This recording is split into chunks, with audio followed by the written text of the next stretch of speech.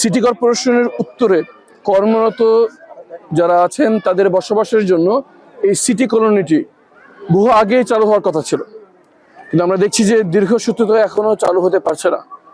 এই আশেপাশে আরো অনেক প্রজেক্ট রয়েছে যেগুলো এটার চেয়ে আরো বড়, সেগুলো তো চালু হয়ে লোকজন উঠে গিয়েছে, কিন্তু আমাদের এই অবহেলিত কর্মচারীরা যারা এই মুহূর্তে মানবতার অবস্থায় জীবনযাপন করছেন, তারা একটি বস্তির মতো জায়গায় থাকেন যেখানে একটু বৃষ্টি হলে পানিতে ভেসে যায়।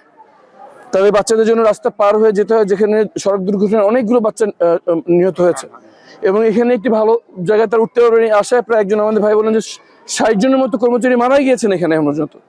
তো আমাদের প্রথম দাবি সিটি কর্পোরেশন এবং স্থানীয় সরকারের মন্ত্রণালয়ের কাছে যে এই জুনের ভিতরে এটি চালু হওয়ার কথা, আর একটি জন্য আমাদের ভাইদের অপেক্ষা করতে না হয়।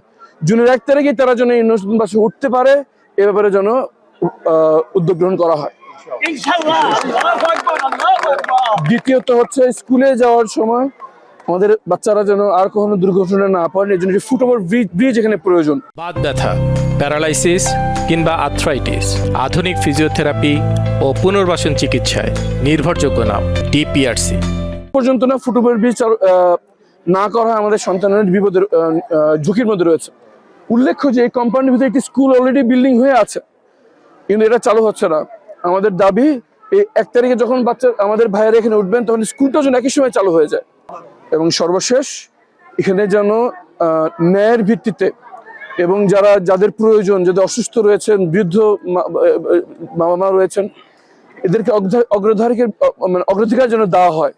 এই বন্টনে যেন কোনো অনিয়ম না হয়, দুর্নীতি না হয়, এই গরিব মানুষদেরকে কাছ থেকে যেন কোনো অর্থ আদায় না করা হয়, এই বিষয়ে আহ্বান জানাচ্ছি।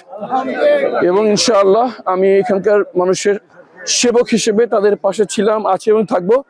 এবং ইনশাআল্লাহ তাদের অধিকার আদায় না করা পর্যন্ত আমরা আমাদের আওয়াজ, আমাদের কথাবার্তা, আমাদের আন্দোলন চালিয়ে যাবো ইনশাআল্লাহ।